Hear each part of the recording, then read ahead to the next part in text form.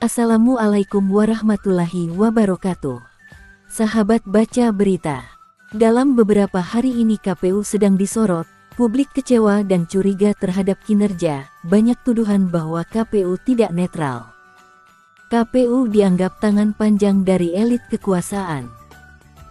Ada pihak tertentu yang diduga telah menitipkan sejumlah pesan kepada KPU, meloloskan parpol tertentu dan menghadang parpol lainnya, memenangkan capres-cawapres tertentu, dan menggagalkan calon lainnya.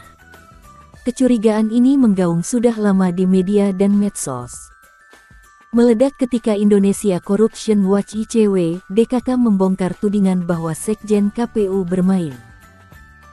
Tidak hanya ICW, seorang wanita bernama Misha Hanaeni Moeing juga membuat kesaksian.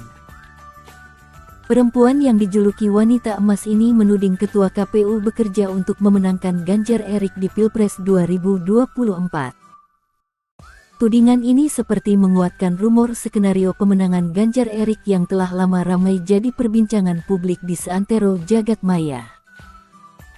Selain isu capres-cawapres Ganjar Erik yang akan dimenangkan, KPU juga dituduh diberikan tugas untuk menyelamatkan sejumlah partai. Partai Gelora dan Partai Kebangkitan Nasional ikut disebut-sebut. Dua partai ini dituding mendapat rekomendasi untuk diloloskan. Ini perintah, kata oknum di KPU yang dituding oleh ICW. Siapa yang memberi perintah? Telunjuk publik langsung otomatis mengarah ke penguasa. Karena logika publik menganggap, tidak ada yang bisa mengendalikan KPU kecuali yang punya kekuasaan. Diduga pula Partai Umat besutan Amin Rais menjadi partai yang dipesan untuk digagalkan. Tidak boleh ada dan ikut kompetisi di Pileg 2024. Saya masih dianggap menakutkan, seloroh Amin Rais. Kata ICW dan kawan-kawan, ada 7 KPUD Provinsi dan 12 KPUD Kabupaten telah mengikuti arahan KPU Pusat. Menurut temuan, 7 KPUD Provinsi dan 12 KPUD Kabupaten diduga dipaksa untuk bermain curang dalam proses verifikasi data parpol.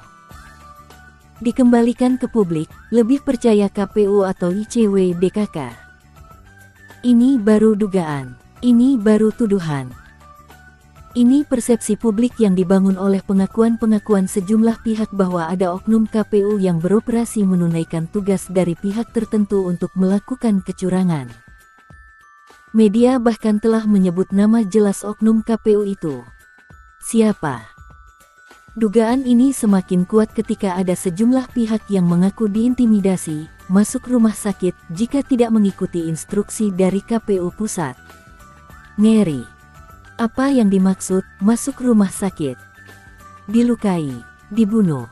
Publik kemudian menerka-nerka tafsir masuk rumah sakit itu. Jika tuduhan ini benar dan terbukti, maka KPU betul-betul sudah terpapar dan teramputasi. KPU dianggap tidak lebih dari agen dan petugas yang akan mengatur siapa pemenang dan siapa yang harus dikalahkan. Mendesain siapa yang dijaga dan siapa yang harus disingkirkan. Rusak sekali, parah. KPU punya hak jawab atas semua tuduhan itu. Akan tetapi, proses hukum dan etik mesti ditempuh. Ada pihak yang telah melaporkan KPU. Ini harus diproses dan dilakukan investigasi. Ada dugaan abuse of power. Bahkan tuduhan ancam-mengancam ini bisa diproses secara pidana jika pihak yang diancam melaporkan ke polisi. Jika semua tuduhan itu betul, maka para oknum KPU harus diganti. Pelanggar hukumnya harus diproses hukum. Jika tidak terbukti, KPU harus melaporkan balik kepada pihak penuduh sebagai pencemaran nama baik. Supaya clear dan harus tuntas. Ujung kasus ini harus jelas. Mana yang benar dan mana yang salah. Yang perlu dipahami, ini bukan semata perseteruan antar dua pihak. Ini bukan hanya soal oknum. Ini menyangkut kredibilitas komisioner KPU. Ini menyangkut kualitas proses pemilu. Ini akan mempengaruhi secara signifikan hasil pemilu. Pada akhirnya, ini akan berpengaruh terhadap nasib masa depan bangsa. Kasus ini tidak boleh berhenti di isu dan berita media. Tidak boleh selesai dengan mediasi dan klarifikasi. Ini tidak bisa diselesaikan dengan somasi dan permintaan maaf antar pihak. Publik berhak terlibat dalam kasus ini. Rakyat butuh kepastian. Rakyat butuh kejelasan, agar ada jaminan pemilu 2024 jurdil. Dewan Kehormatan Penyelenggara Pemilu atau DKPP, sebagai pihak yang mendapat laporan harus segera menggunakan kewenangannya untuk menelusuri laporan itu. DKPP harus panggil para pihak yang dituduh mengaku akan memenangkan bakal capres-cawapres tertentu.